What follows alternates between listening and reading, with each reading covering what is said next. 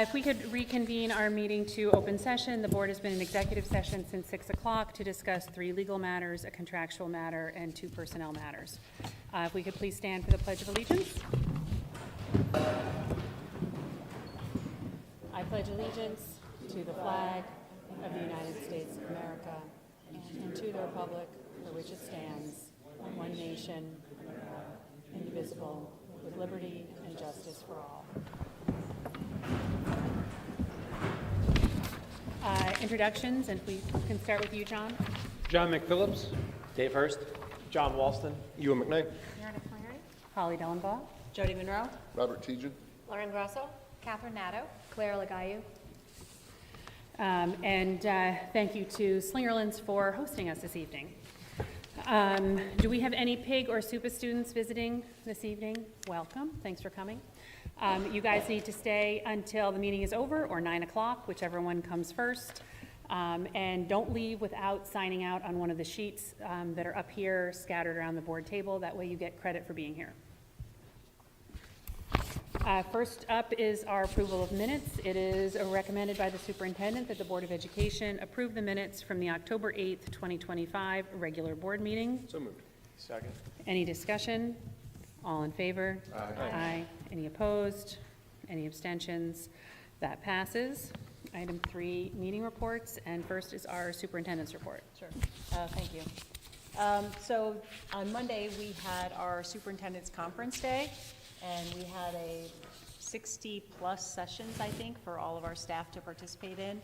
I did include the schedule in the board updates, so you guys can take a look and just see the different offerings we have. I really want to thank Dave Hurst. He was the master behind all the scheduling and logistics of it, so it was really a great day. We had a lot of positive feedback from staff, and there were just various sessions. It was open to anyone, so we had a combination of our own staff who put together professional development. We had some outside presenters as well, so I think the day was a hit. So, Great. the other thing I did want to report on is bus patrol. So as you know, our buses have cameras, and when cars pass the buses, they get issued a ticket. So this is just for the month of September, which has gone down since we implemented the cameras, but there were 29 tickets issued in September. The highest monthly tickets issued to date. The beginning of the year typically is a little bit higher. It was split. They do give you a breakdown of when are the tickets issued more, morning or afternoon, and they were pretty consistent. I think it was almost a 50-50 split. And they also provide a map of where tickets are issued, and you can see the hot spots, as they refer to them as. So, and then they provide us with an annual report. So I just thought it was interesting to share and remind people that it is really important when you see a bus and they're stopped and they're flashing lights around, the stop sign is out, to please stop. So just an update on that. So we have seen some effectiveness with this. And then the last thing I wanted to share is we do have a presentation tonight on the zones of attendance. And I want to just remind people about the process for when this started. This started last year when we started, well, we had some discussions even prior, but really when we looked at our enrollment trends at the elementary level, our enrollment K-5 has declined just about 20.5% since 2005-06. The patterns have changed significantly. In 2011, when we closed Clarksville, we redistricted those students between generally Eagle and Slingerlands. Enrollment has shifted from Hammergrill, Slingerlands, and Ellesmere to Glenmont and Eagle. And Eagle and Glenmont are pretty much either at or a little beyond capacity. So the enrollment distribution changes. We've obviously had some housing development over time.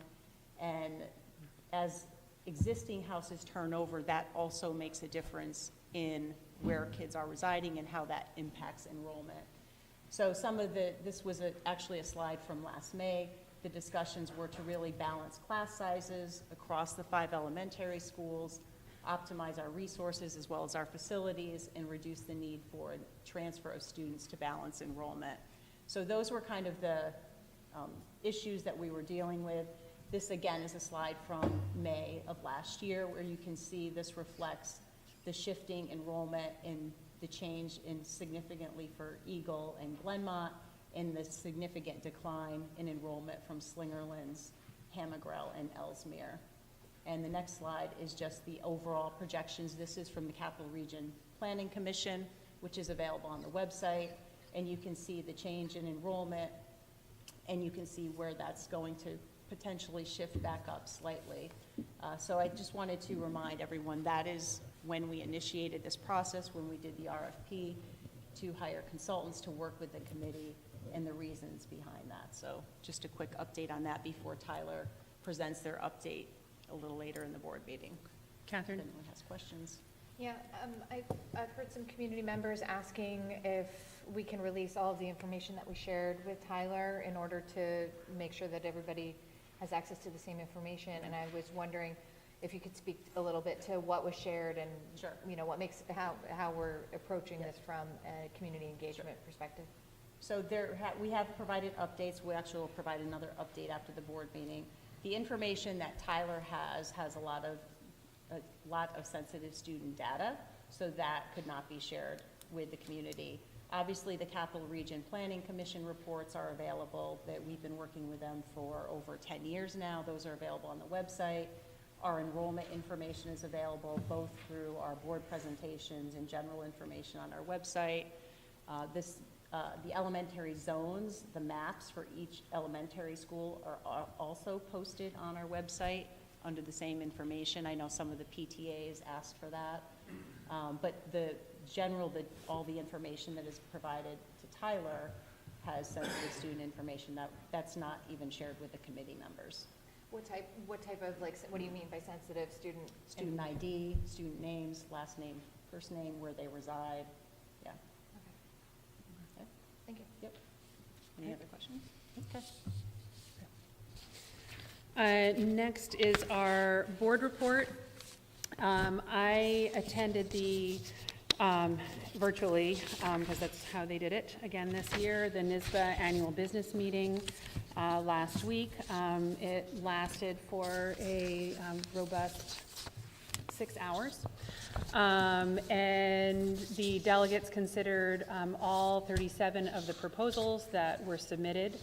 And by the end of the evening, the delegates had adopted 24 advocacy positions. Those positions will remain in effect for 5 years unless they're achieved sooner or otherwise are rendered moot. And the NYSBA government relations team will work towards advancing those proposals. There was not anything that was particularly, that passed that was particularly controversial. One interesting one that we'll see if it ends up going anywhere was the idea of having recess counting toward instructional time. So again, these are, these were adopted as things that all the different delegates wanted NYSBA to advocate for. Whether or not they actually come to fruition is a different story. Next, I'm going down to the NYSBA conference tomorrow, and I think, Dave, you're going as well. So we will report back on that afterwards.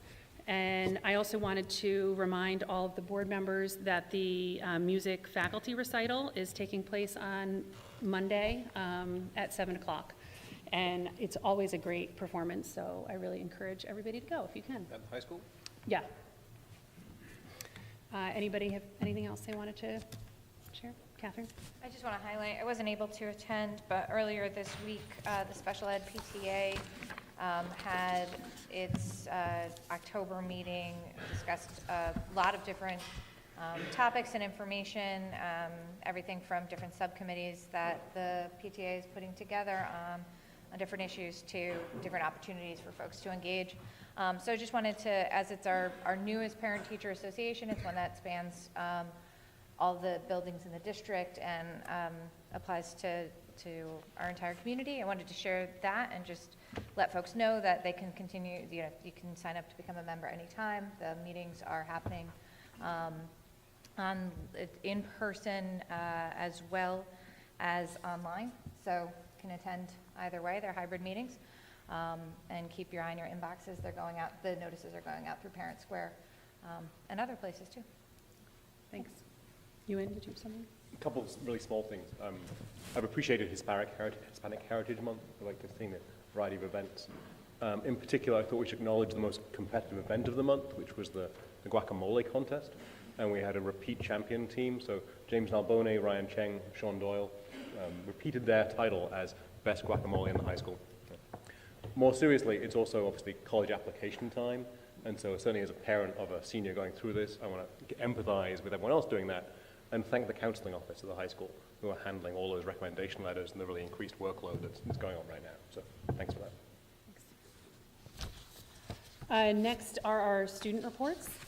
Claire, I'll turn it over to you. Yeah, this October has been filled with various activities and events across our school. To celebrate the recent Hispanic Heritage Month, several high school students visited the elementary schools to read books featuring Hispanic authors and stories. The visits were very successful. The kids were super engaged, and it was really inspiring to see that connection between the young students and their high school role models. Over at the middle school, there was a Salads for Kids Day, and I believe over 800 free salads were served, and it was made entirely with vegetables grown in the school. And big thanks to the garden club and the PTO. And this month has been a very exciting time. It's been full of events that promotes wellness and brought the community together. Great. Thank you. And do we have anyone here from the middle school?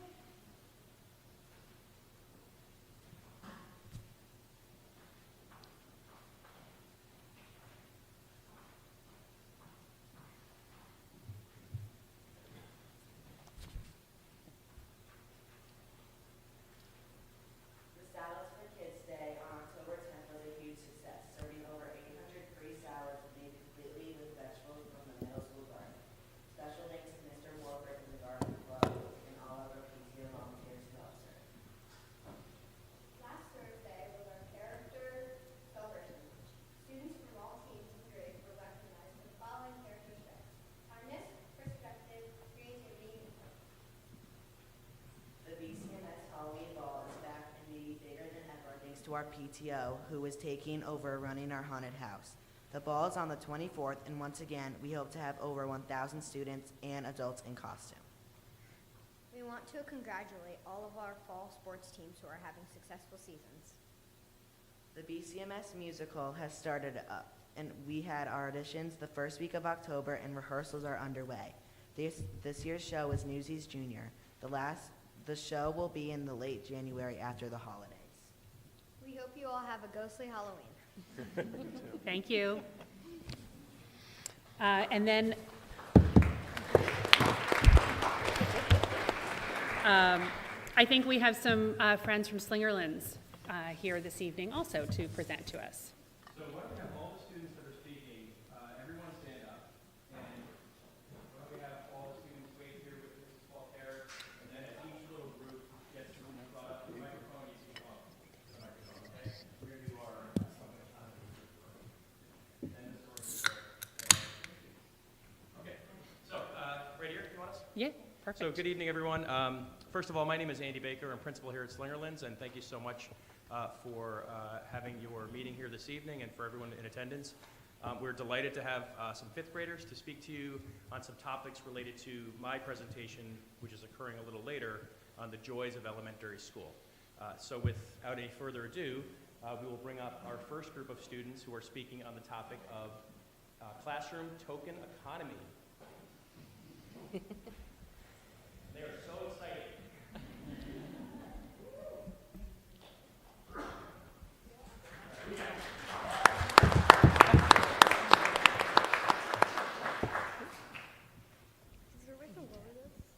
Yep. My name is Mason, and in our fifth grade class, we have a classroom economy. Every student has a classroom job and gets paid with the salary, with fake money, of course. We have to pay rent for our desk at the beginning of the month. We can also shop in our classroom store that is opened once a month, but we have to be smart about our savings.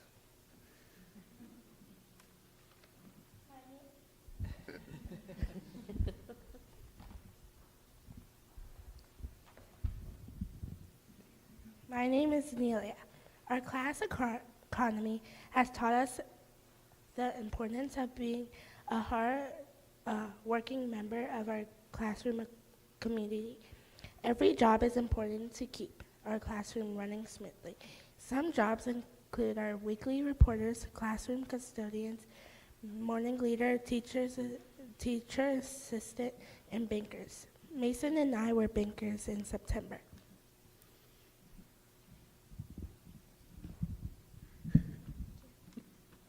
Our classroom economy also teaches us real-world skills. We don't want to be evicted if we can't afford our desk rent, and if we save our money, we will be able to afford more expensive items from the class store as the year goes on. In our classroom, we don't have nightly homework, but we can get paid for doing optional extra work such as monthly STEM projects and fun reading response projects. This month, we had the option to design a pumpkin elevator, and we will test them next week.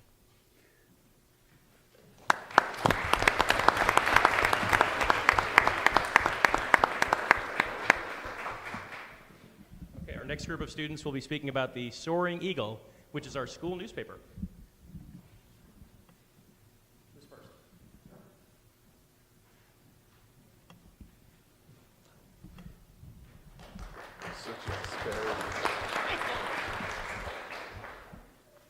My name is Reed, and the Soaring Eagle is the 4th and 5th grade newspaper club.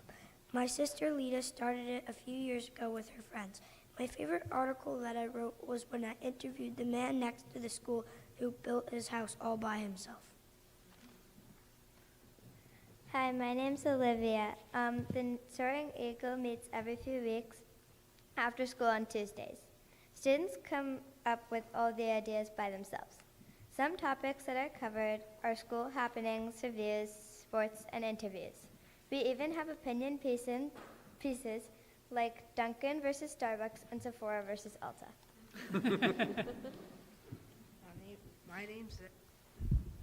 My name's Zach, and we try to publish 3 to 4 issues a year. The students and teachers really enjoy reading it. It's a lot of fun to be a part of because you can see your friends and also create something that everyone enjoys.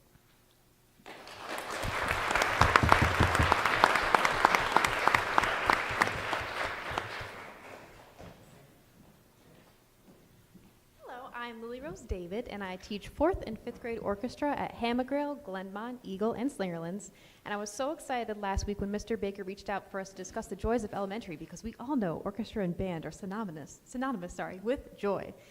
We've got some exciting events coming up. Thank you, Holly, for mentioning at 7 p.m. at the high school. The music teachers are going to perform so that our students can hear what they'll sound like when they grow up. And also, I'm very excited because next week we have Instrument Costume Day in orchestra, where students can dress up their instruments in costumes. We discuss in detail how to do it in a way that doesn't hurt their instruments, but they're pretty cute. I'm going to pass them around. Now, I've got 2 orchestra ambassadors with me today. I've got Isla, who plays the viola, and Naima, who plays the cello. And they work very hard, and they're also a joy to work with, so they're going to share their experience with you. Come on up.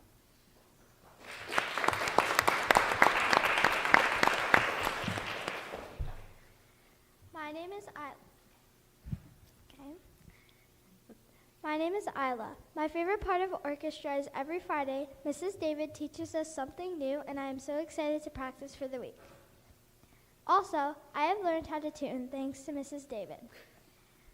At the winter concert last year, I felt proud of how far I have come, and as I stood on the stage playing my viola, I thought, look at me on this giant stage playing for everyone, kids and adults. Orchestra makes my school day better by working out my brain and seeing Mrs. David, who's super nice, teach me something fun and new.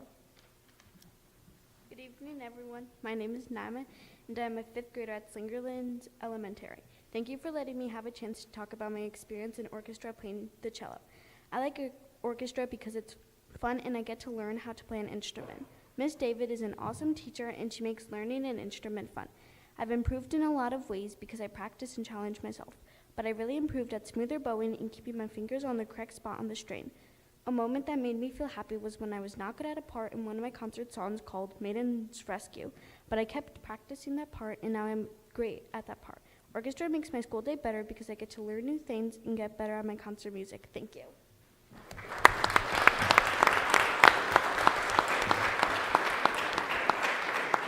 Thank you guys so much for coming. Can you guys all come up here, all of our our fifth grade student presenters?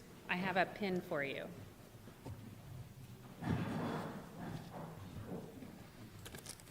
Come up, come all the way up. We don't fight. There we go. Thank Nice job. you so much. Nice job. Tuning is hard. Nice job. Thank you. Thanks for coming, you guys. Thank you.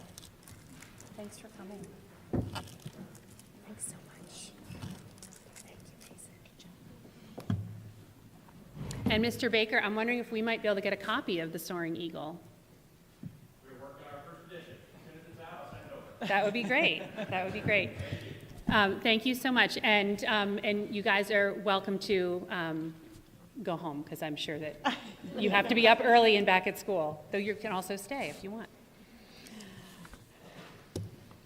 Next on our agenda this evening, we have two presentations, and the first presentation is our update on our Zones of Attendance Committee.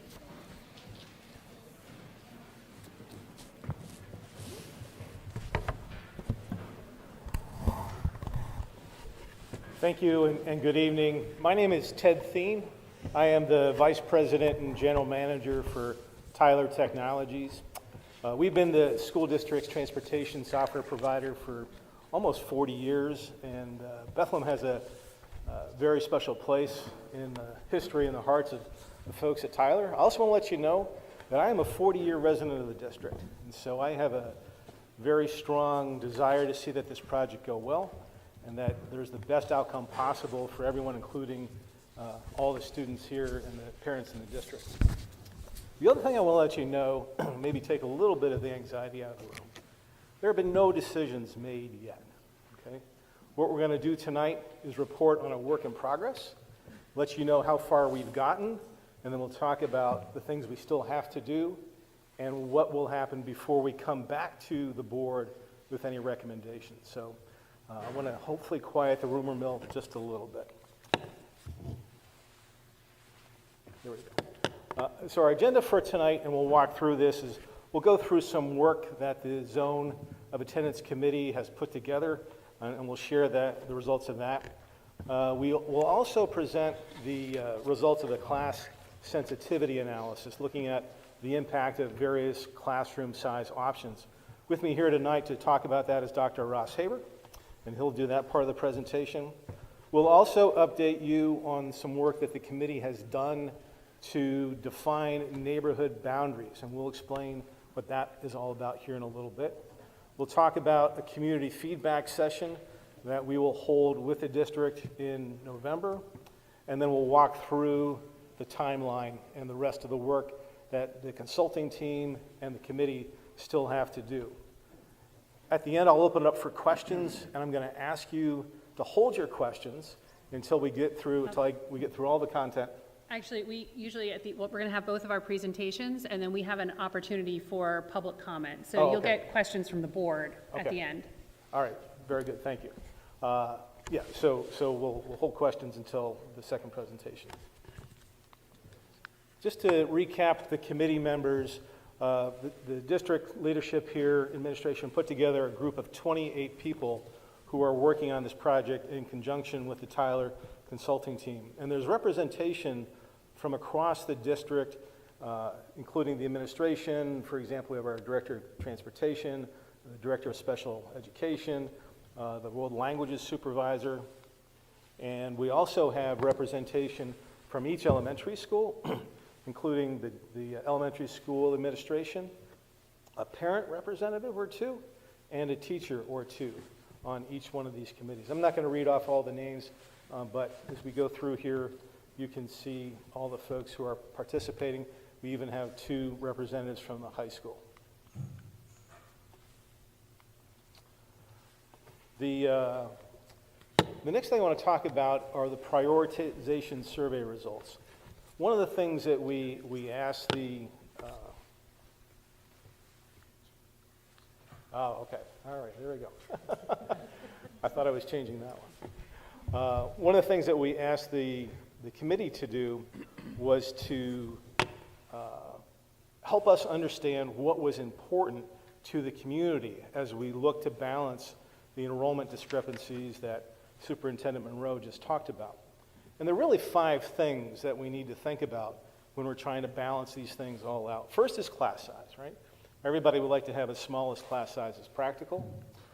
We also talked about school program equity, the goal of having the same programs available in each elementary school building. We also talked about transportation efficiency, something near and dear to our hearts. Because as we make changes to the transportation plan, or where students are attending, that is going to impact the transportation plan, and there's a cost associated with that. We also talked about the desire to minimize movement. Right? If we do have to make zone of attendance boundary changes, let's try to minimize those to the greatest extent possible.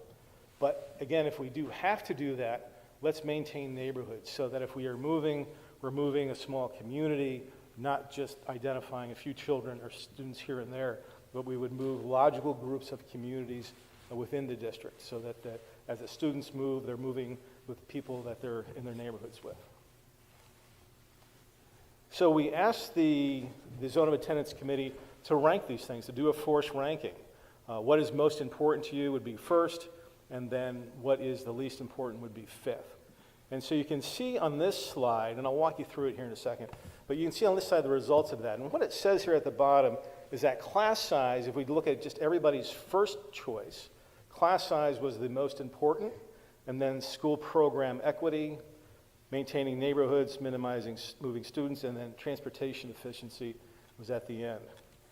But very frequently, when you're doing a forced ranking analysis, if you're asked to put things in a certain order, you struggle between what do I want first or second. And so a lot of times you'll put the first 2 things together, because then that tends to bring out the things that are very important, and then it puts the other things towards the end. So that's what happened here. If we looked at, on this slide, the combination of everybody's first and second choice, school equity ticked up a little bit at 65%, and then class size is still at 60%. So those 2 things are still very important. Minimizing moves and keeping neighborhoods together was at 30%, and then transportation, again, is at the bottom. So what? So what is the impact of all these things? Well, it sets the stage on how we're going to look at prioritizing the work of the committee. So we're going to try to balance enrollment class sizes, and that may result then in making enrollment boundary changes.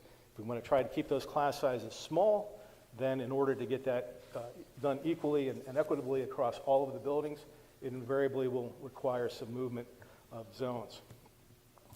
Another thing that's sort of less intuitive to understand is that even if one of the schools is kind of at optimal enrollment, there still may be a boundary change because there's a ripple effect as we start moving things around. So even if you think your school is unaffected because the boundary or the enrollment projections look good over the study period, there still could be some enrollment zone changes. And then the third thing here in the kind of so what category is that transportation efficiency is not currently the committee's main concern. We will model that. Like I said, we will model any of the impacts to any transportation changes, and that then could result in some refinement to the options. But right now, that's not everybody's top concern. And just to keep this top of mind, if we think of these as interlocking gears, when we turn one of those gears, something else is going to turn downstream from that.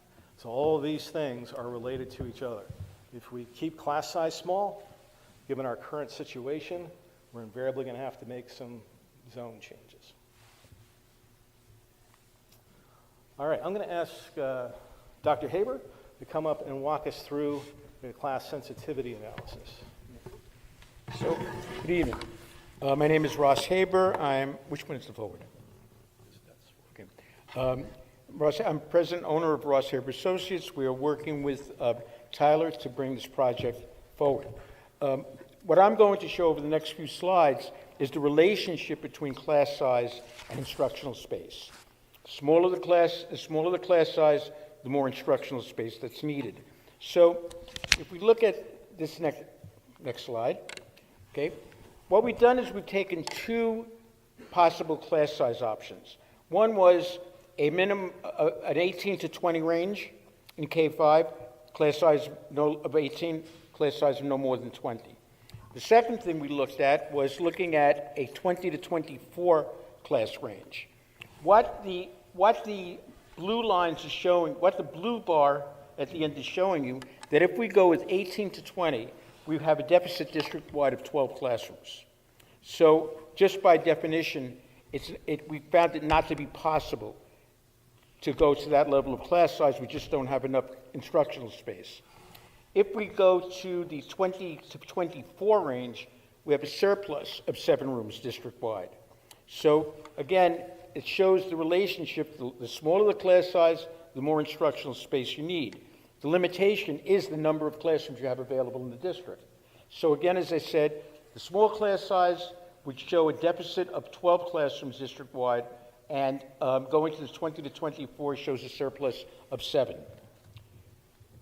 Now, to take this to the next, to take this a little further, to show you how we made this determination, we took the class size range that we opted to use, which is 20 students in kindergarten, 22 in grades 1 and 2, and 24 in grades 4 through 5.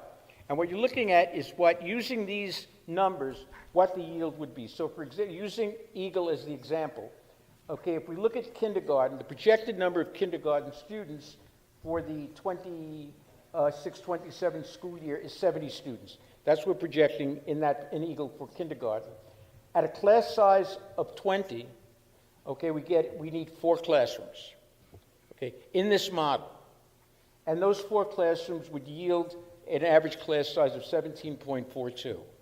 Now, and as you go through each one of those things, for example, grade 1 projection for next year is 79 in Eagle, 22 is the maximum class size, and that needs 4 classrooms. So across the board, we need 23 classrooms at this model in Eagle. We've done that for each of the schools. Now understand that this is still, as we said, a work in progress. There are a number of things that need to be considered in all of this. One of them is that yesterday we made a determination that there are a number of gen ed kids who don't attend the school for which they're zoned. We don't know why. Not special needs kids. Special needs kids are out of zone for programmatic purposes. But we need to determine why these gen ed kids are out of zone and what happens if we move them back to the school in which they're zoned. Again, these numbers are very preliminary. They're a work in progress. We still have not factored in the impact of students who live out of zone on the schools. Now, we've done this, so keep in mind, this is not a final, as Ted said, and I must emphasize, this is not a final report. This is not a final finding. This is just the progress, the steps that we're taking to get to that final finding. Just as an example, again, this is the model. Now, if we had 70 students in kindergarten, you might not go with 4 sections. You might have to go with 3 sections, which might make the class size a little bit higher, but maybe more reasonable in terms of instructional space. So again, this is the base from which we're starting. We're starting with the class size, the 20 to 24, and then moving along with that as they hit the projections. We've done this for each of the schools. I'm not going to dwell on each one because it's the same model for each of these schools. The numbers, again, as I said, a work in progress. Each school may have a different number of children attending out of district or coming in from out of district. And we just actually got those numbers just yesterday. So it's important to understand that, again, work in progress. And as I said, we've done this for each of the elementary schools. Okay, so Ted, so I guess I can finish the summary. So what we have now, lower class size options results in a need for a total number of classrooms that are not available. So again, lower the class size, the more classrooms we need. We've determined at the 18 to 20, it's just not viable for the school district. You don't have the space in which to do it. Okay, likely, as I said, likely the real world adjustment to class sizes. So we'll mitigate some of this. For example, if we have 63 students, we're probably not going to use 4 classrooms, even though if you divide it by 20, it would show 4 classrooms. For 63, obviously we can go to 3 classrooms. So again, as we go through these things, they mitigate these findings. But this is just the base of what we're doing at this particular point to date. So Ted, you want to? Okay. Thanks, Dr. Haber. Okay, the next thing we want to talk about are the neighborhood planning units.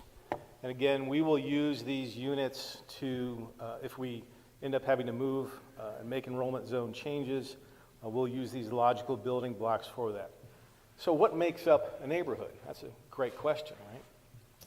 We gave the committee some guidelines for helping them determine in their initial round here what to use in determining a neighborhood boundary. Sure, as you all think about where you live, you all have your own ideas about what constitutes your neighborhood. So things like physical boundaries, maybe a major road, a street, railroad lines. There could be natural boundaries like a river or a large institution. It could be a dividing area between two neighborhoods. And then we have things that we would call social boundaries. So a subdivision, right? The subdivision got built in roughly the same time, and we think of that as a neighborhood sometimes. It could be a change in housing type or land use. Could be another thing that would create the sense of neighborhood or change one neighborhood to another. So we gave that guidance to the Zone of Attendance Committee, those 28 people. We broke that group down into 5 areas, 5 working groups, and they all focused their efforts on one of the elementary school areas to try to identify what they thought were the logical boundaries. Now I'm going to show you a slide here. And again, this is a draft. We did this work last Wednesday. We took all the markups back. We put them in the GIS software. We had to do that, a couple iterations on that. And we finished this slide up yesterday morning. So the committee hasn't had a chance to look at it and review it. We still have some questions for the committee. What did you really mean or intend here? And so I'm going to show you this slide, but it is a preliminary slide. And so each one of those colored areas is, for the purposes of this project, going to be a neighborhood group or a neighborhood boundary. And again, you're all trying to figure out where are you and that kind of thing. Trust me, we will make this available, and you will have the opportunity to examine it very closely, but not tonight, because it's not finalized, and there's still some things that we're working on. But this will be what the end product will look like, and you'll be able to identify where your house is and what neighborhood you would be part of. All right, let's talk about the project approach and timeline, and I'm just going to build this out here. So we started back in July. We gathered a lot of data. We did some investigation work. We toured all the elementary schools. We gathered a lot of data. As Superintendent Monroe said, we have all of the very discrete student data because we need to model where folks live and what their program is and what grade they are. In October, we then did the sensitivity analysis. We've worked on the zone of attendance discussion here, and we've started to understand facility or actual classroom usage. We still have some things to do. Now that we have the neighborhood boundaries in draft form, we have to finalize those and see which ones are logical, kind of viable, if you will, for a possible move. Dr. Haber will then evaluate what would actually happen if we moved a neighborhood, how many students and in what grades would that actually impact, and especially in the out years of our study period. And then transportation consultants will model the transportation impact of those proposed moves. In November, we're going to do a couple of things. We're going to have a community feedback session. We'll talk about that in a second. We'll have another committee meeting with the Zone of Attendance Committee to get their feedback and their ideas on some of the options that we'll develop. We'll then do one more round of iteration on modeling the transportation impacts because there's real cost associated with some of these changes. And then we'll hopefully come up with some initial recommendations that we can present to the board in November. In December, we'll be back here. The board could choose to act in December if everything goes well. But I'm a realist. Sometimes things take longer. And so it could be that the project schedule stretches out into January. As I mentioned, we're going to have a community feedback session. Right now, the district has scheduled that for November 20th. at 6:30 p.m. in the middle school LMC. And what we'll do there is we'll walk through the process, because there will be a lot of folks there who have not attended any of the board meetings probably up to this point. So we'll walk through the whole process that we've followed up to that point. We will have maps printed where everybody can look at and examine the neighborhood boundary definition and get their feedback, get your ideas on, hey, did the committee do it right? Do you have different ideas on what the neighborhood boundary should be? And we'll also have some proposed options for any zone changes at that time. Again, nothing that we would present on the 20th would be final. It would be there for public review and comment. And that's all I have. Okay, I'm sure the board has a number of questions for you, but I'm just going to start with, so with that map, just to make sure I'm understanding what it is. So that is the result of what you got back from the committee with respect to what they think are neighborhoods. Exactly. Okay. All right. All right. Catherine? I've got several, so interrupt Wait a and, minute. okay. Start with a couple and then we'll. Yeah, perfect, thank you. Probably one of the first questions that comes to mind for me is just can we have a conversation about how this process moving forward here interplays in the timeline when we're also considering the bond projects? Because these are both important and in large ways positive, but also big projects. I can address that. That came up actually in the committee meeting about everyone is aware that there's a proposal in the bond for classroom renovations, which at several of our elementary schools, because of the significant work, will disrupt those classrooms for a period of time in the year. At this point, I think this process moves forward with what makes sense for potential boundary changes, because we do have the issue where Eagle and Glenmont are at capacity. I think you all are aware that Ellesmere, had we not, and Dr. Haber mentioned this, why are some students attending schools out of their zone? For example, Ellesmere's kindergarten would not have had enough students to even have 2 sections this year if we were not, and Glenmont was over capacity. So I think that is an immediate need for the coming years, to how do we balance those things out. The bond project is not going to take place for a couple of years, given the timing of it, even though the vote is happening in December.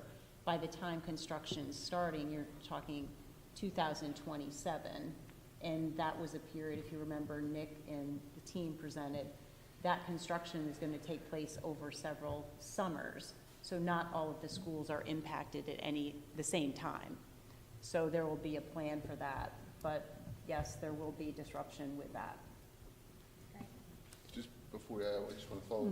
So you're saying that right now, I know this came up in the presentation, there are students who already have been switched around just to maintain some sort of balance. Right, because and I think this is important, because prior to the pandemic, we had class sizes well above what we've maintained since the pandemic. We had class sizes in, for example, 4th and 5th grade at 27, 28, 29.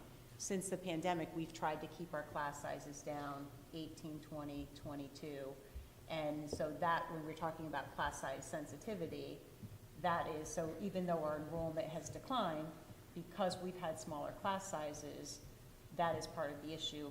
Even with that, however, you still have that trend of Ellesmere, Slingerlands, and Hamagirl having significantly less students in facility space that's being unused compared to Glenmont and Eagle. And do we have a sense of how many kids were affected by that? There's about 130 students across the elementary schools who are at schools that are not their home schools. And about 60 of those, roughly, are because of special education or ENL program needs that are only hosted in certain buildings. So my quick math would be about 40 who were not programming, that didn't go someplace else because of program needs. About 60. 60, Yeah. okay. About 60, yeah. Right. And how were those decisions made? Was that Based on who's at capacity when we use that 20 to 22 threshold, and who has space. Thank you. So families that maybe moved into the district over the summer, for example, might not be at their Registered home school. later, correct. And I know this was, I think, mentioned the last time that we did any kind of rezoning was when we built Eagle. Is Right, that when right? Is that Eagle was right? built, in fact, Tyler was involved at that time with, we had to fill Eagle. And so that was done, a very similar committee process. I mean, Ted probably could answer how that was done, but we're kind of following that same process, Mhm. although it was on a much larger scale because we had to fill an entire building. This is obviously a much smaller scale. And then when Clarksville was closed, those students primarily were sent to Slingerlands and Eagle. It was broken up. And is this something that, I'm just thinking, looking forward, like that we probably should have been looking at sooner than we are now? Or, like, I'm not sure, do other districts do this on a regular basis? You want to, I think Ted could Yeah, respond. they do, but every district is unique, and there's different factors. Dr. Habe and I were talking over dinner about a district he's working on in New Jersey that's seeing explosive growth right now. Reminded me of what was happening in Bethlehem in 04, 05, 06. So I think what we're trying to do with this process is understand what's happening here locally, and then I think what would make sense would be to revisit the enrollment projections every couple of years, and at least go through the class size analysis that Dr. Haber is doing, so we can look at continual sort of a rolling 5-year window to understand what's happening now, how will that impact us 4 to 5 years from now, so we can plan appropriately. And one of the individuals who was at the committee meeting, Doug Hamlin, he led the redistricting when Eagle opened, but he also, I didn't know this, he said he also did the same in the 90s and in the 80s. Right. So it seems like about every 10-year cycle that this has been done. Yeah. Catherine, did you have another? Yes, well, first, thanks to him for his service over many decades of helping to work through this. So one of the other questions I have is around, if you would revisit the conversation around timeline. Students, if this goes into effect, will this apply to everyone? Is there conversations around grandfathering for any reason? Is this going to go in stages? Just remind us all what the timeline is for how this rolls out. So we haven't had discussions yet about grandfathering. I can speak to more so probably what happened when Eagle opened is there was discussion about grandfathering certain students, and the board did not go in favor of that because, one, they needed to fill Eagle, and also it created a lot of other issues. Now, this is on a much larger scale, or smaller scale, sorry. So that's a possibility that the committee could consider, but I think you also have to look at, even though transportation is listed as the lowest priority, that there are transportation implications if you have buses going to a household and bringing students to different buildings. You also have the issue of how do you then address the current issues we face by allowing grandfathering for maybe some and not all. So those are things I think the committee is going to have to discuss further before recommendations come to the board for your consideration. And even though it was a low priority, I think you had mentioned you're still going to model the transportation issues. Absolutely, absolutely. We want the board to understand what are the potential cost impacts of any of these changes. Thank you. You want to hold that? Meredith, I know you had a question. One thing I wanted to make sure that we are keeping in mind through this committee discussion is our special ed program. I saw that Doug, our head of the special education department, is on the committee. Do we have any parent members on the committee that also represent special ed in any capacity? The SEPTA they were added, once they were formed, they have a representative on the committee now. Great. And they were at the last committee meeting. Okay, thank you. I would just I know there are so many things to think about in terms of our special ed department and this process, but I just wanted to make sure that's at the forefront of our mind, especially because so many special ed students are not in their current home zone. So I think we need to have a lot of those discussions about those children especially, and disruptions, that we should minimize disruptions for our special ed program. Have we, and I'm assuming we have, but I didn't see a discussion of it in this presentation, taken into account potential developments that have been either approved by the town or are in the process of being approved, and how are we taking that into account? Yeah, great question, because there are obviously a few developments going on right now. We have a list of developments, and there's an appendix slide that we have that shows all of the developments that are currently underway and what their housing type is. Because different housing types generate different demands on education. So there are some generally accepted standards around that. So we've taken those that are approved and ongoing, or approved and under construction, and included those in our model. There are a number of housing developments that are in some form of review, and we've listed the ones that we know about on that slide. And if something were to get approved and start, then we could roll those numbers into the analysis. Catherine, you another. Yeah,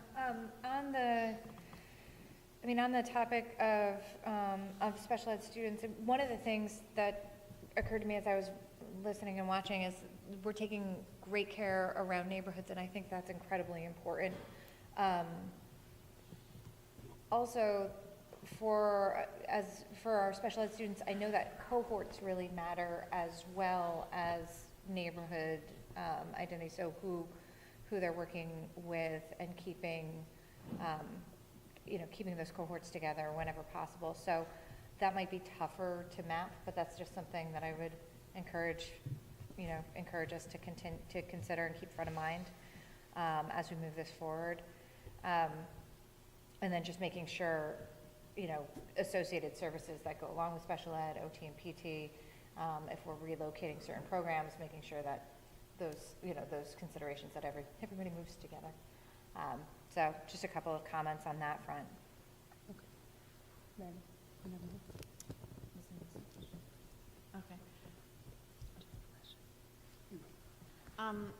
I had some specific questions about the data in the slides from the elementary schools, and I understand you're saying that that's preliminary data, so I don't necessarily need to get into the weeds about it.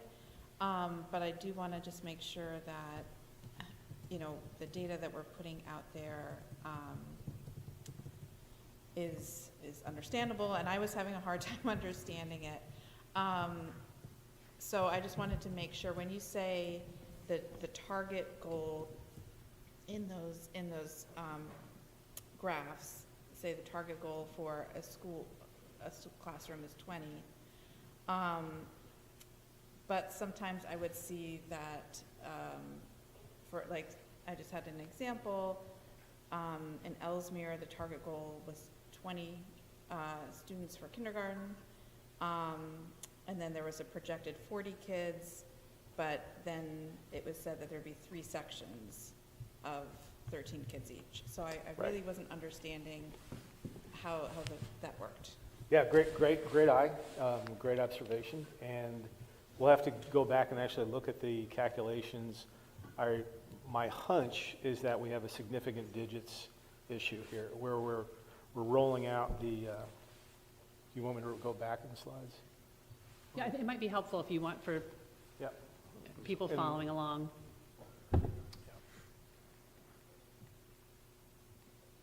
So we're talking about, say, for example, one of these slides, and I think specifically it was on the Ellesmere slide, 2930, right?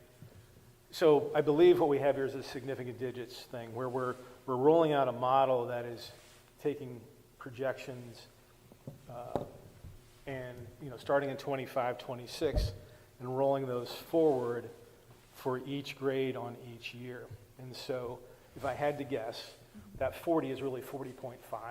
Oh, okay. And so it's displaying one way and it's calculating another way. We'll go back and confirm that. Okay, yeah, and obviously, like, when we get more of the human response to this as opposed to a computer model, Right. I would expect that we would have adjustments to that. You're absolutely right. Okay. And that's, so we have to layer in, as Dr. Haber was talking about, we have to layer in these out-of-zone students. And we've had a lot of discussion the last 4 or 5 days around specifically identifying each individual student and then determining how do we handle that student. And I think we know which each one of those students are as of yesterday.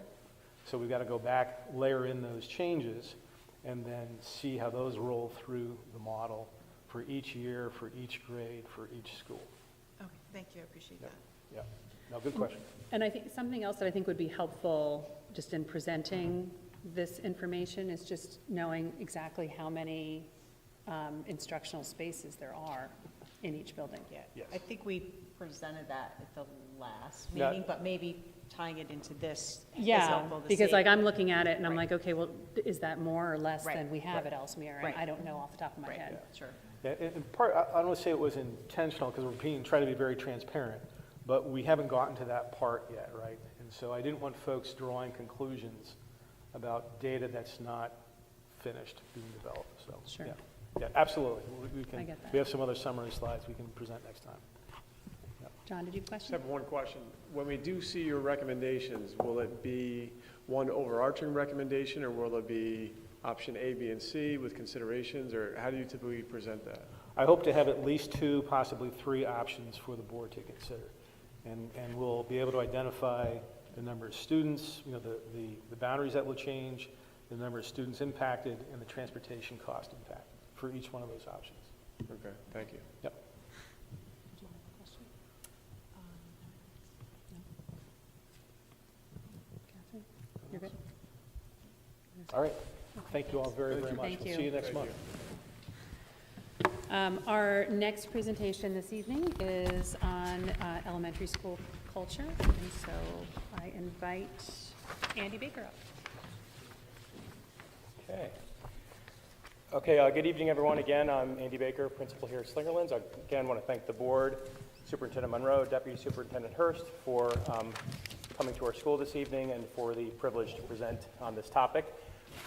So typically, topics range from things like curriculum to transportation to bond projects.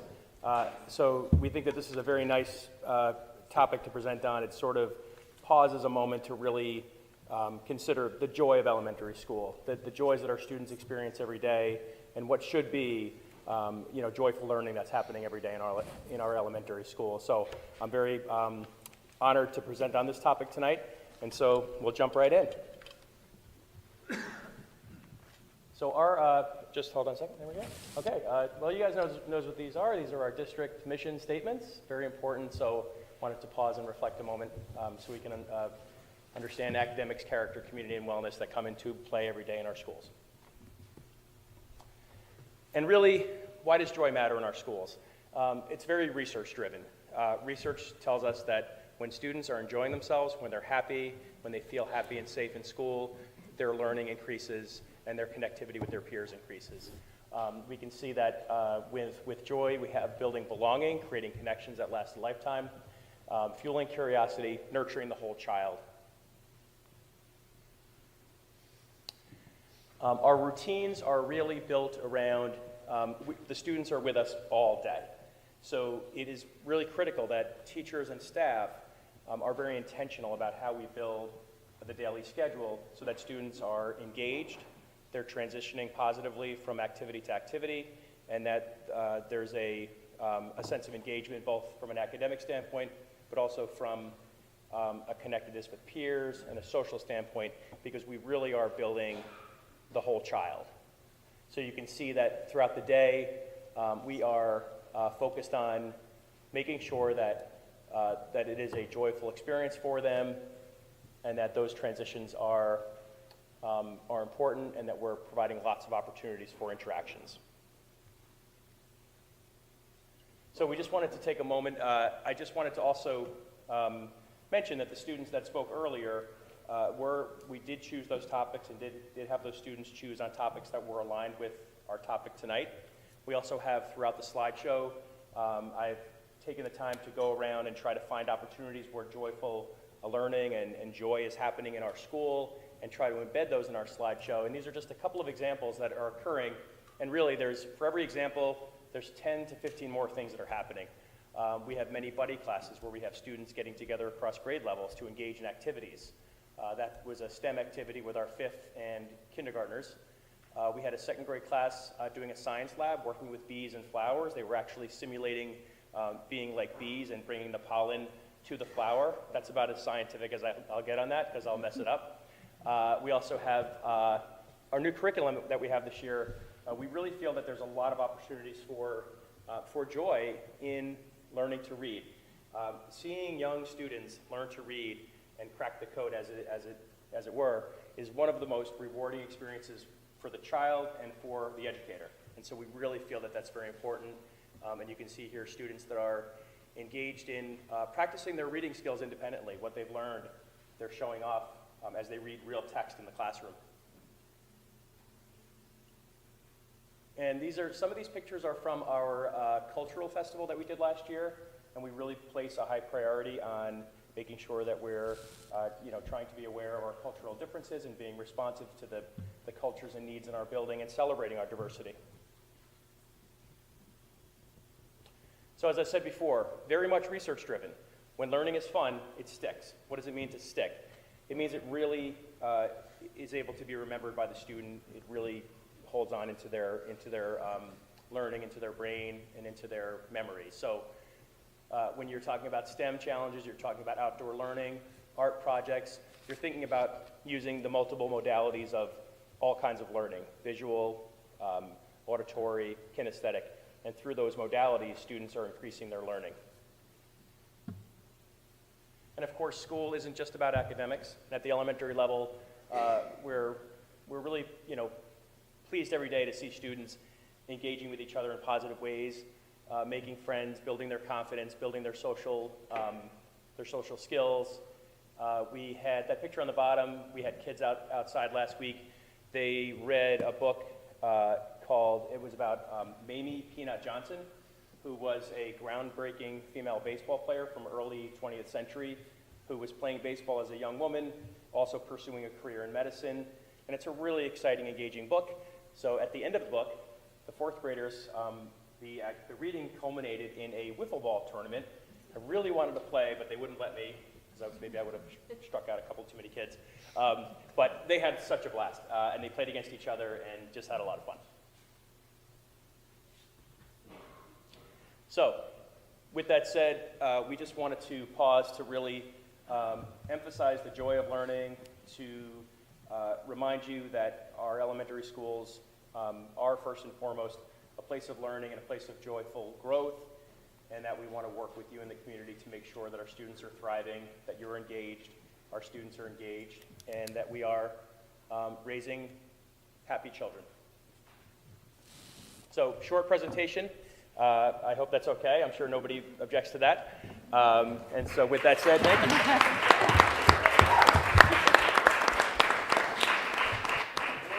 Thank you, Andy. Does anyone have questions? No? All right. Thanks very much, folks. Thank you.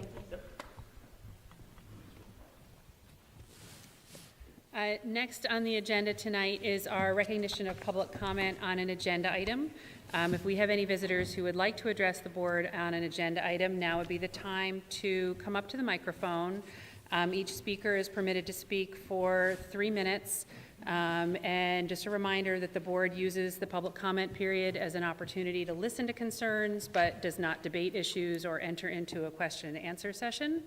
And it is important to remember that commenters should not discuss individual district personnel or students. And we do encourage any speaker to provide the board with a written copy of your comments, as we always take those back with us.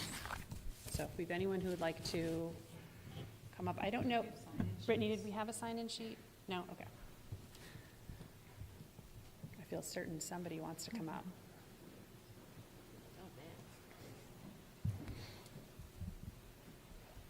And if you could please state your name, that would be great. Great. Hi, I'm Lindy Davis, and thank you for allowing us to give comments tonight. My purpose in speaking to you tonight is to highlight potential challenges I see as a parent of an elementary student during this rezoning process. In reviewing the materials made available by the board and Tyler Technologies, I'd like to remind you that each of those numbers that you see on those charts is, or on the map, is a kid and a family. Rezoning has the potential to significantly impact our students' well-being, as these students have moved away from their familiar school and they're going to lose their sense of community. So I want to highlight 2 main points tonight. The first one is that the differences in school population sizes did not develop overnight, and this will always be a dynamic problem. In our district, some areas have room for growth and others do not. A perfect distribution of students is not going to happen among our 5 schools without a constant challenge as we continue to redistrict or rezone. Since it's not a problem that developed overnight, it cannot be fixed overnight without significantly disrupting our students' communities. We built these communities, they're wonderful, and we love them. So our 5 elementary schools are small, and because of this, even small population changes will throw off the distribution. We're going to continue to have housing developments that grow. People are going to, in 15 years, those developments will be empty nesters, and we're going to be in the same problem. It doesn't make sense to me to keep going through this uprooting every 5 or 10 years as you're discussing. Maybe it makes sense to consider things like modular classrooms or things that are temporary, as each school, we have 5 very tiny schools, they're gonna feel the population swings. I think it's also extremely important to develop, to consider this capital improvement project. I know you say that we would roll the rezoning out next year and that wouldn't happen for the next 2 or 3 years, but you think if you have a kid that's getting moved as a 2nd grader, then as a 3rd or 4th or 5th grader, they might get moved again during that. So even though the projects are not happening at the same time, it may affect that certain kids would be moved to 2 or 3 different schools. This is a lot going on all at once for our students. My second point is my most important point. I'll go quickly because I did take some time already, but I think a gradual rollout will minimize disruption, and you should allow kids that are out of school to remain at their home school. This should be our #1 priority. When we look at those competing priorities, to me, this is #1. To my kids who might have to switch right in the middle, this is my #1 priority. Okay, these solutions need to be creative. We need to focus on minimizing disruption. You're going to disrupt communities that we've spent years building, and you can easily disrupt them overnight. So we're part of a very great community. We saw that nice presentation. Each of the schools feels that sense of community. My kids love their school, their playground, their principal, their friends. You have to consider that we might be in a very small neighborhood, so my kids, they relate more to their cohort, like you were saying, rather than their neighborhood. And I would recommend that you think about our kids as in cohorts rather than neighborhoods. And I appreciate you hearing this feedback, and I urge you to focus on minimizing or avoiding any disruption for our elementary school kids. Thank you. Thank you.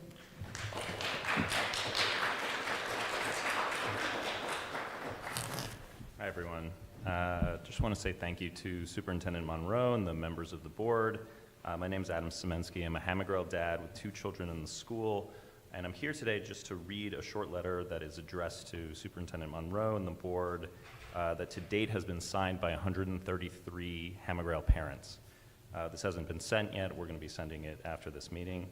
The intent is to urge the board to consider options that impact the fewest number of students possible, and while we're not speaking for directly on behalf of any of the other schools, we advocate the same thoughtful consideration for all the impacted schools. So this is the letter. Dear Superintendent Monroe and the board members, on behalf of the attached signatories, please accept this letter as a formal request to keep all currently zoned Hammergirl Elementary students and families within their existing school community. The Hammergirl community takes great pride in the time, energy, and resources invested in fostering strong connections and a deep sense of belonging among its students and families, both in and out of school. As reflected in the data and documentation provided by the district thus far, Hamagral Elementary does not demonstrate a need to remove any actively enrolled students. We respectfully ask that the district preserve the integrity of the current Hamagral zone and allow families to remain part of the community they have helped to build. If one of the primary goals of the zone's attendance committee is to limit disruption across the district, the Bethlehem Central Board of Education should reject any proposal that removes actively enrolled students from a school that is operating under capacity. Thank you for your time and thoughtful consideration on this request made on behalf of all attached signatories. Thank you.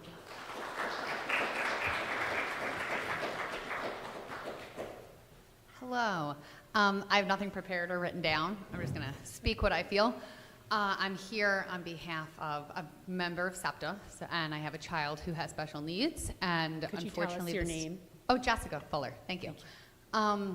Unfortunately, this district has moved kids with special needs out of their home zone regularly, and I don't understand why that's been acceptable for as long as it has, and the fact that now we're just going to do it to every single student is even more unbelievable to me. My son is in third grade, so he's been in the school district for 4 years, and he's already had to move twice. The thought of him maybe having to move again and going to 3 or even 4 schools in 6 years when we've lived in one home the entire time is unbelievable to me. And it seems if the school district is decreasing in size and less people are here, at the amount that we're paying for school taxes and the thought that families are just expected to allow their kids to be bounced from school to school, like, why would anybody move to this district knowing what we're paying in school taxes and that this is something that's going to be, that the board thinks is a great solution? Also, I appreciate that you're trying to keep neighborhoods together. However, in my neighborhood, we have 9 kids that started kindergarten this year, and then there's 1 girl in 4th grade. So if you moved my whole neighborhood, that 4th grader is essentially being moved on her own. And I think that's probably the case in every single neighborhood. You don't have an even split across every single grade in every single neighborhood. So although I appreciate that that's being considered, I don't think it in actuality really does a lot for the children who are going to be moved. I mean, I'll say it again, this is a very expensive school district, and the families that live here bought houses here knowing how expensive it was because they expect their kids to have a sense of normalcy and a sense of belonging. Everything Mr. Baker said during his presentation, belonging, community, making friends, getting close to your teachers. This is what you're essentially ripping away from students when you pull them out of the school where they've been for 2 years, 3 years, 4 years, 5 years. And I just have to believe that there's a better way to do it. Maybe kids that are starting kindergarten that don't have older siblings in schools could go to the schools that needs more bodies in them and do, I mean, any other alternative, but this one seems like it's seriously lacking. And once again, I had nothing prepared, so my apologies, that was all over the place, but I clearly have dealt with my own child being moved. I know how hard it was for him when he started kindergarten, and every single kid in our neighborhood got on one bus, and he got on a different bus. It broke my heart, and then unfortunately, we were promised the school he started at for his home school would be the school he remained at, and this year, he was ripped from that school and forced to go to another one, so it makes my blood boil, and it is what it is. But I strongly oppose this whole situation, and I know most of the parents in this district that are paying the school taxes are also going to feel that way. Thank you. Thank you.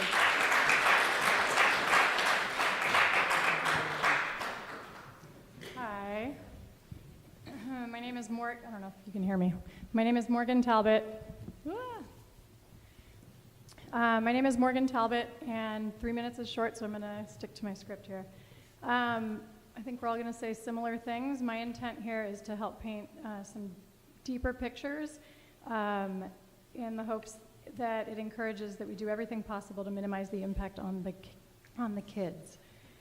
Some complained, so in that beautiful letter that he read to you guys, some complained that it was lacking because it wasn't data-driven, but I completely disagree. While data plays a significant role in the decision-making, so should the non-data piece. The piece that says that this isn't about numbers, the piece that recognizes that this is about kids with names and families who have invested countless effort and endless hours upon hours working to help build the school community that their kids are in. Hours that should have gone to sleeping or doing hundreds of other things, but they chose to put those hours in because they felt that it was worth it, because in the end it would pay off. And that has been the case, I'm sure, for all the schools, but I'll speak to Hammergirl specifically. The Hammergirl community is truly a special one. It is a community of good kids and great, trustworthy parents and teachers who have become like aunts and uncles, to true lifelong mentors to our kids. It really is a village, and it's one that I myself have put hundreds of hours into helping build, and I'm not alone. The community is one that has kept my family from moving home to Southern California and raising our kids around their grandparents, our parents. It takes one heck of a community to make you want to forego that, but that's what this community is. But what about those who grew up here and never left or chose to come back, and specifically waited to purchase a house in the neighborhood of their school choice, squeezing their family into an apartment for years before finding just the right house in the right neighborhood and school that they wanted, only to have that now be taken from them 3, 4, 5 years into contributing to that school community? And these aren't just hypotheticals, these are real stories of multiple Hammergirl families who live on the outskirts and are now at risk of being moved. I am sure that that same story goes for other families in the district as well. But more than just having the desire and the goal and the longing even to be at their school of choice, there's also the logistical piece for the family as well. The ability for their kids to walk or bike themselves to school at an early age, not having to add the financial burden or logistical challenge of before and after care. Making sure that they are close enough to walk to grandma's house after school, for example, so that mom and dad could continue working. All of these things roll into the decision making for where a family ends up living. And now going back to the kids, what about their friendships that they've made? Our kids have friends that will no question be their friends for life. I'm still best friends with my best friends from 5th grade in California. And I'm sure that we all have similar situations here. And what about from a teacher's perspective? Sure, the class sizes will be better, but having a whole new fresh group of kids in there would mean relearning the students, their needs, who works well together and who doesn't. So it will be right back to the drawing board with finding that productive classroom flow. In a nutshell, my main argument is this: we live in a time where people are more connected through technology, but truly least connected with their communities than ever before. Here we are, so fortunate enough to live in a town and a school district which values, clearly, in the last presentation, connection and community. And all you keep hearing around town is how lucky we are to have the village that we have. Don't go backwards on this. Let's find a solution that moves forward without going backward. We all agree that something needs to be done. Those schools are overpopulated. But let's find a solution that lessens the overall impact for as many as possible. So my proposal here is that we keep the kids who are keep the kids that are grades 3 through 5 where they are. Let them finish out their elementary years with their friends. Let their younger siblings be grandfathered in. Why force those parents to start over from scratch? Even give those families that are grades 3 through 5, which would have to switch, give them the option. Maybe some would be more than fine to move schools, and then again, the overall impact is lessened just a little more. And instead of treating everyone as though they are numbers and just some additional data, we will appreciate them as families and kids in our community. Thank you.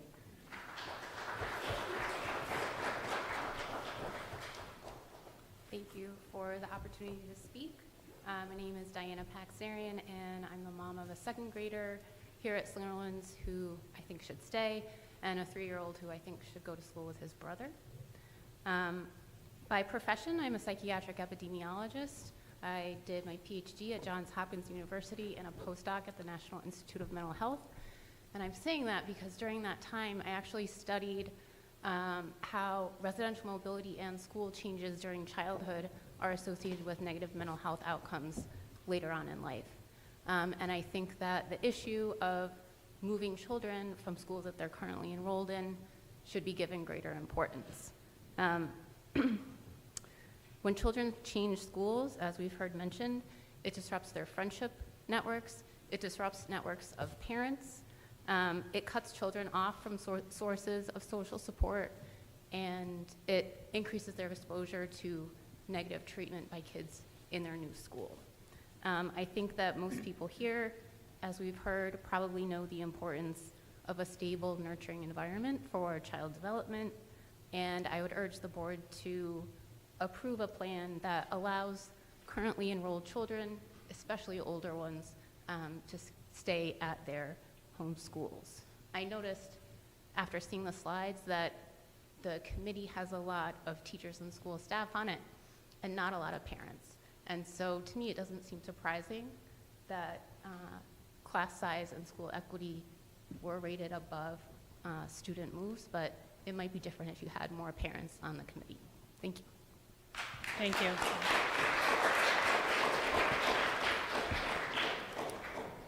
Hi, my name is Jason Harper. I have 2 children at Hammergirl Elementary. We love Hammergirl Elementary, and we love our community. I have some very quick points that I just jotted down during this meeting based on presentation, some of which has already been said to some point. Principal Baker, thank you for the presentation and for the title itself, Joy of Elementary School, because the joy of elementary school is through connections made and cultivated, not separating families that have established connections, or or what would be called the joy of elementary. That should be the top priority. I'm sorry. I had that written a lot better on my phone. So it's the joy of elementary is making connections and cultivating that, and now you have this relationship that you're going to have for hopefully forever and learn off of each other, and just moving these kids that are already there, you're just separating much of that. Not all of it, but much of it. So can we consider the grandfathering idea if the board ends up deciding to go this way, regardless of this? I'm a little confused about the committee. It was actually just brought up about about the vote. I mean, I have to echo, it seems admin and teachers weigh very heavily on that. The report we just saw from the committee.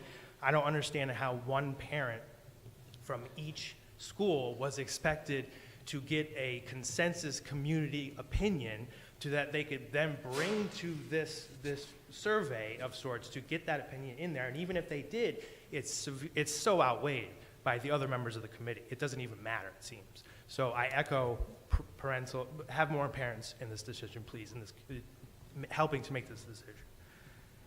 I'm curious how the community meeting that is being held in November will influence the final decision. I wasn't sure if Tyler's final report comes out before or after that, but is their report actually going to be revised based on this community input, or is it just, I'm just curious how that's going to work. I know you can't answer questions, but maybe clarify that. And finally, Dr. Haber mentioned, and it was very brief, the idea of having more classrooms. It seemed to me that was basically out of the question. Understanding this would cost money, but can we see some numbers on it? You know, at least have it as an option to consider instead of this rearranging of and separating, you know, kids from their schools potentially. So thank you for the opportunity to speak in front of you. I appreciate it. Thank you. Hello, everyone. Good evening. I drove here 3 hours to be with you tonight, and so I'm a little tired, so please bear with me, but I'm very glad to be here, and thank you for hearing what I have to share with you. If you can tell us your name. Oh, yes. For those who don't know me, my name is Dr. Brian Sweeney. I've been an educator for 27 years, and I'm the parent of 3 students in Bethlehem, including a second grader at Hammergray Elementary. I do not speak tonight as someone opposed to the goal of balancing enrollments in the district. The equitable distribution of resources is a fundamental and essential part of good and ethical educational policy. I do stand before you to urge, as many others have tonight, that any rezoning plan adopted by the district ensure a phased and gradual process that avoids the abrupt relocation of young children still recovering from the upheavals of the pandemic. When our family moved to this region in 2011, our primary consideration for the place we would make our home was the school district. We chose Bethlehem, and we have never regretted that decision. Over the years, 2 of our children have flourished at Hammergray and moved on to the middle school and the high school. And our daughter Cecily is currently a thriving second grader there. Her connection to Hammergray and ours transcends arbitrary lines on a zoning map. It embodies years as part of this community, volunteer work as room parents and field day volunteers and lip sync volunteers, the forging of relationships with other families, educators, and staff. The personal stake we feel in our school is not unique to our family. Across the district, hundreds of families made decisions about where to put down roots, reasonably expecting that the primary school for which their home was zoned would remain their children's educational home through 5th grade, ensuring continuity during a critical period in childhood, psychological, and emotional development. Any discussion of rezoning must honor this human reality. We are not discussing the redistribution of data points on a chart, but children whose developmental, emotional, and social needs should be a top priority for any rezoning plan. It's because of this human reality that I bring 4 questions and concerns before the board, and they're questions to consider, and I don't expect a response. First, I remain puzzled about what methodologies precisely were used to generate the enrollment projections that led to this process. Are we certain we are basing consequential decisions on robust longitudinal analysis rather than snapshots that may not reflect medium-term demographic trends? I came here tonight with doubts, and with all due respect, my doubts are deeper due to the mathematical errors that have been brought to our attention. Number 2, why has this process defaulted to student displacement rather than infrastructure, as others have mentioned before me? Students in overcrowded classrooms deserve appropriate learning environments, but the solution may be facilities investment rather than the wholesale redistribution of our town's children. 3, plans contemplated by the district involve the relocation of children at the end of this school year, including students in schools that are currently under-enrolled. I know there is no plan, but this is what we're hearing as inevitable or unavoidable. Schools like Hamagrail already have room to welcome students from other schools in a phased-in rezoning process without the need for abruptly relocating students already enrolled there. The district names enhancing students' social, emotional wellness as one of its 4 core values. Let us reflect that the current school children in our elementary schools have already weathered educational and social disruptions of unprecedented magnitude during the COVID-19 pandemic. To cause voluntary additional upheaval for students still recovering from those disruptions would represent more than bad policy. It would be a betrayal by the district of its own stated values. And lastly, another of the district's core values is strengthening family, school, and community partnership through transparent communication. I ask, as others have asked tonight, why then is the district rushing this decision without time for authentic community involvement? Why are parent representatives a small minority of the attendance zone committee? The AZC has only 5 unelected parent representatives, 1 from each elementary school. I commend these parents for their work. However, a single parent from each school cannot represent the diverse interests within each school community. And school district faculty, staff, and administrators, according to the very slides we were just shown, outnumber parent members on the committee 14-5. The limited voice for Bethlehem families in these discussions explains the dismaying fact that the committee has ranked minimizing student moves 4th out of 5 priorities, with only 10% naming it their first priority. If parent voices had been given due weight, minimizing social and educational disruption for students would not have ranked 4th. Thank you, Brian. Thank you. And again, if you had more to say, that if you have it written down and would like to give it to us, that'd be great. Good evening. My name is Gani Barty, and I'm a Hamagrail parent and PTA board member speaking tonight on behalf of families who believe in stability, belonging, and true community partnership. I want to start by recognizing the joy presentation shared tonight by Principal Baker. What an incredible presentation. There you are. And bringing the kids up here, that was fantastic. On slide 1, the district states that elementary school must build belonging and create connections that last a lifetime. On slide 4, it proclaims that together is our favorite place to be. But the rezoning proposals being discussed would tear apart the very communities the district is celebrating. You cannot claim that belonging, stability, and connection are pillars of elementary joy, and then design a plan that dismantles those pillars by moving children away from their friends, their routines, their buddy classrooms, and their school family. This is not just emotional, it is logical. Tyler Tech's own updated presentation shows that the district has already selected higher class size targets across grade levels. Those larger targets, by Tyler's own projection, reduce the capacity imbalance without requiring district-wide upheaval. So I must ask you directly, if your own data and chosen class size strategy mitigate the issue, why pursue the most disruptive option, particularly in light of the capital improvement plans that will already disrupt certain schools, including Hamagrill? A solution that causes maximum student movement when minimum movement would work is not a responsible solution.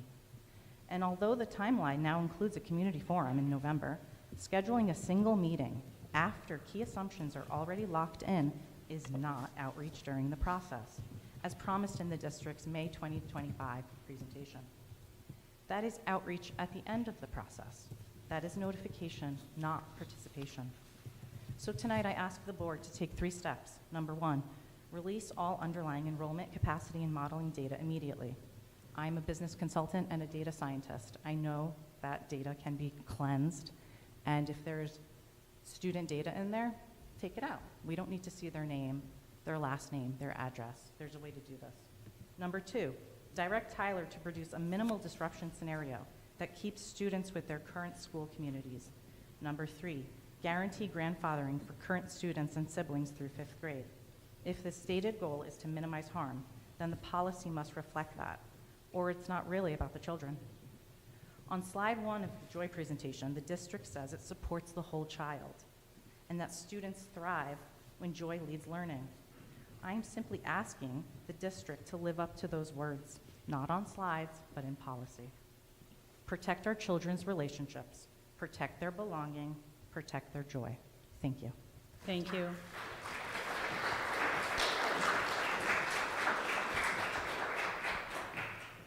Good evening. My name is Rob Smith. I'm a parent in the district. I have an active 2nd grader in the district and an incoming kindergartner next year. And not for nothing, but my 2nd grader and kindergartner are currently zoned for the school that I attended. I've been a resident of the district my entire life. And I'd like to preface my statement by saying that I think everybody here realizes that this is a nuanced issue, and I don't envy the board in the decisions you're going to have to make. I don't envy the people on the committee that are trying to pick neighborhoods that may end up getting cut from their school communities. But I think that it's something that we need to keep in mind, that everybody here is hoping for the same outcome, which is the best thing for our communities, for our students, for our schools, and for our district. And we may disagree on that path, but it's important that we're all kind of in the same direction. I have 2 points I'd like to make just to have in the dialogue, and I'm going to try to chop down a lot of the things I have here because I don't need to reiterate what many parents have already said better than I have written here. But the first is that in the May presentation from Superintendent Monroe, it indicated that this is a 2-step process, and the first step in the inquiry was whether or not rezoning would actually be necessary at this time. And it seems like in everything we've seen, we're rolling past the answer to that first question and going right into what neighborhoods can be moved and what new lines might look like. And so at this point, while we did see some data tonight that indicates that it's possible that rezoning may be needed in the future, it hasn't been addressed the extent to which the rezoning would be necessary and the immediacy with which we would need to implement that rezoning, especially considering, which has been mentioned, the capital project that could be forthcoming in the coming years. And as a few different parents have said, we're talking about potentially rezoning kids for next year, and in the next 3 years, kids at new schools would be moved again within that building or to different buildings based on construction needs that are also out of those kids' controls. It seems like we're opening ourselves up to unnecessary disruption in this whole process. And that brings me to my second point, which is about minimizing disruption. It was a point on the slides, and I do think that everyone in the district would agree that we want all 5 elementary schools to be in the best position possible to allow all their students to thrive. And class size is an important factor in that process, and as is resources and equity in terms of special needs and all of those things. But if we're talking about inspected enrollment trends that are going to need to require rezoning in the next 3 to 5 years based on the 6 years of data we got, it stands to reason that the students that are actively in their schools, who will all be done with school in the next 3 to 5 years for the most part, could finish their time at the schools in which they're enrolled without disrupting any of them. This goes further with the capital project, where there's a scenario where you could see students being moved multiple times in the next 3 to 4 years versus staying at a home school that has potential space to allow them to move within the building at least and not be introduced to new school environments and then new rooms within that for ongoing disruption. A thoughtful and paced rollout over a few years, or a grandfather, any form of it, whatever you want to call it, could alleviate a lot of the stress that is being voiced tonight, while also addressing the district's long-term focus of rebalancing the schools in the most equitable way. At the end of the day, I think everyone is here because we want all 5 elementary schools to thrive. And I'm not here, just like Brian said, I'm not here to stand against what ends up being determined to be the best thing for this community. But I am here to ask the board to consider outcomes that minimize disruption and avoid taking too broad, sweeping, and sudden strokes when something more subtle and more cautious could have the same end result. Thank you for your time. Thank you.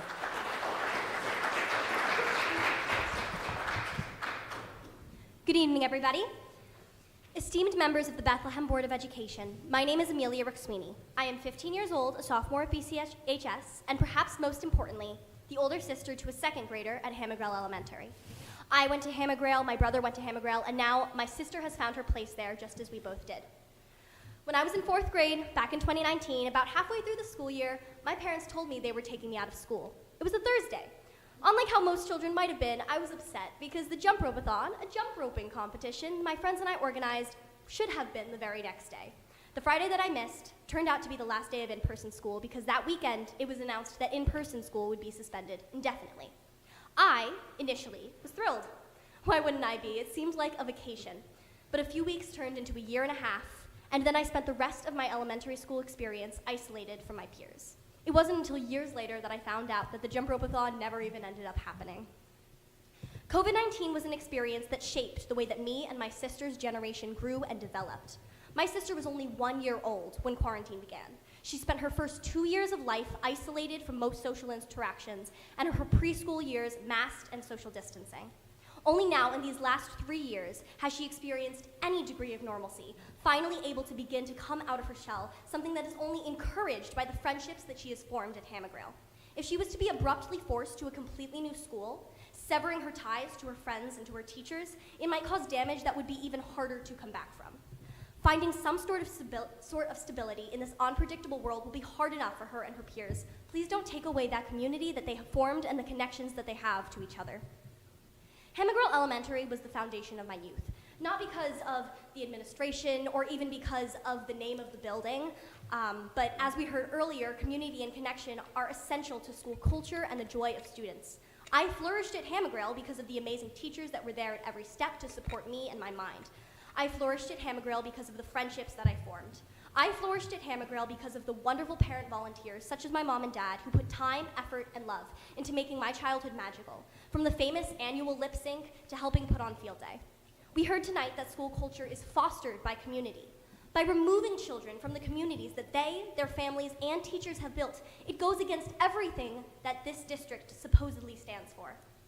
The mental health of my little sister and her peers should not suffer due to the influence of abstract, arbitrary lines drawn on a map. Ensuring that class sizes are small, the topic that was declared #1 priority, is just as important as minimizing student movement, which was voted #4 out of 5. Ensuring that no child moves more than they have to is synonymous with ensuring children's comfort and stability, and so arguing for small classes without taking that into consideration is wrong. I stand here before you today pleading that you prioritize Bethlehem's children, because if not for them, what are schools and their communities for? Thank you for your time. Thank you.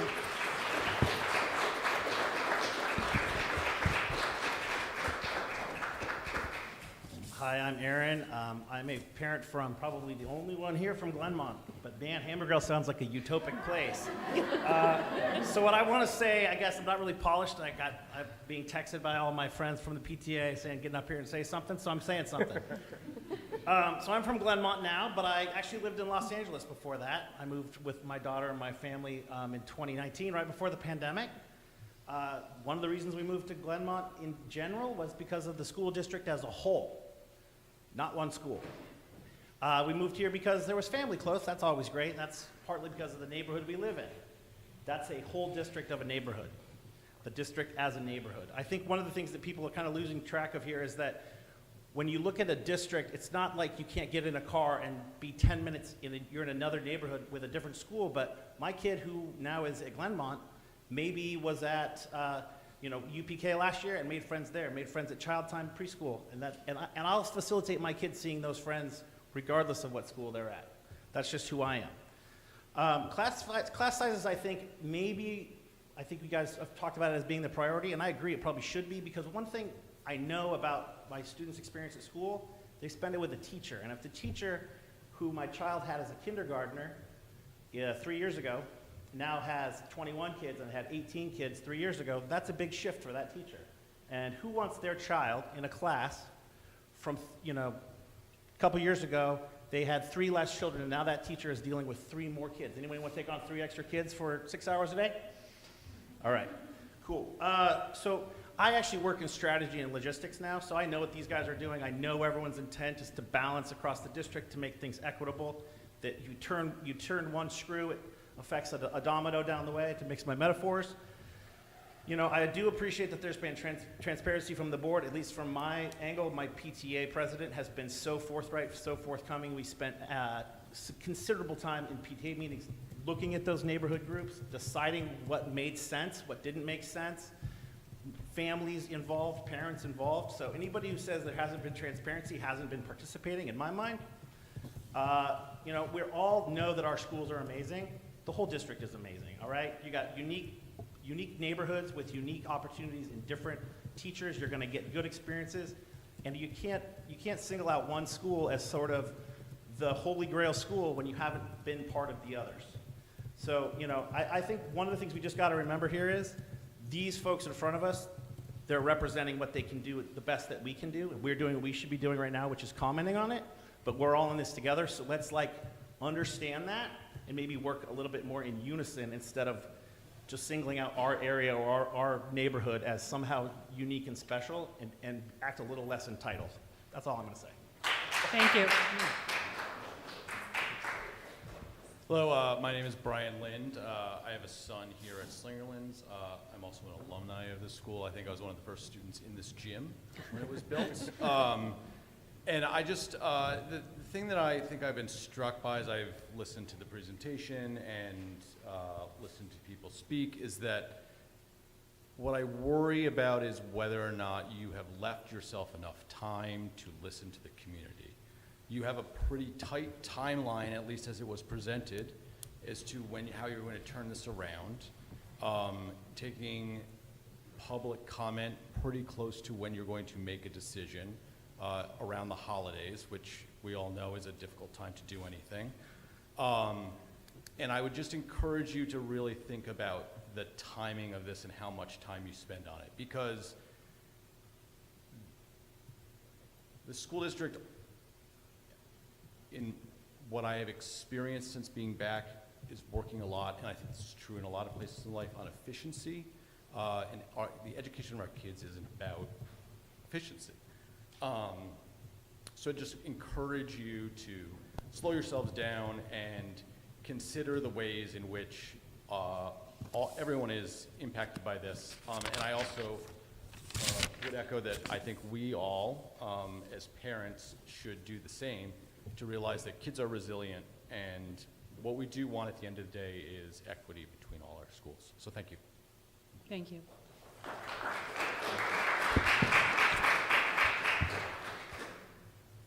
I'm just going to pause a second just in case there's anybody else.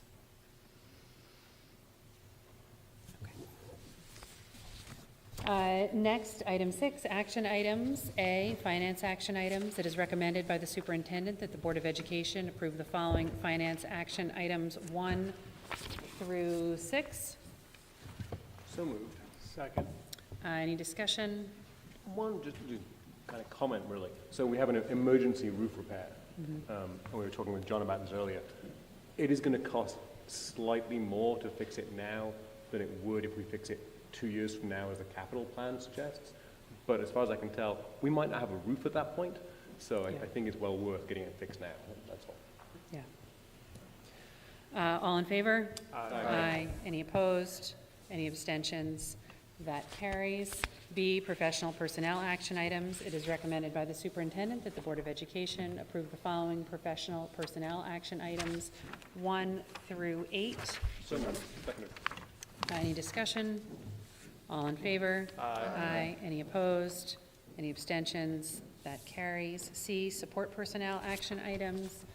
It is recommended by the superintendent that the Board of Education approve the following support staff action items 1 through 4.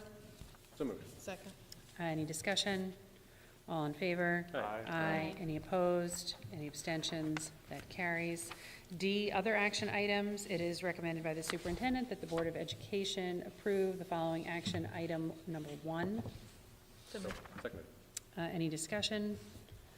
All in favor? Aye. Aye. Any opposed? Any abstentions? That carries. Item 7, recognition of public comment on a non-agenda item. If we have anybody who would like to address the board on a non-agenda item, now is the time to come up to the microphone. Item 8, future meetings and events. Hold on a second. Wednesday, October 29th, at the high school at 5 o'clock, we have our audit committee meeting, and then at 6 o'clock, we have our policy committee meeting.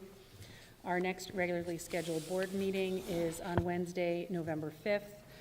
That is back at the high school, anticipating executive session at 6 and reconvening to public session at 7. Our meeting after that is on Wednesday, November 19th, again at the high school, and again anticipating executive session at 6 and reconvening to public session at 7 o'clock. Seeing no need to go back into executive session, could I have a motion to adjourn the meeting? So moved. All in favor? Aye. Aye. Meeting adjourned. And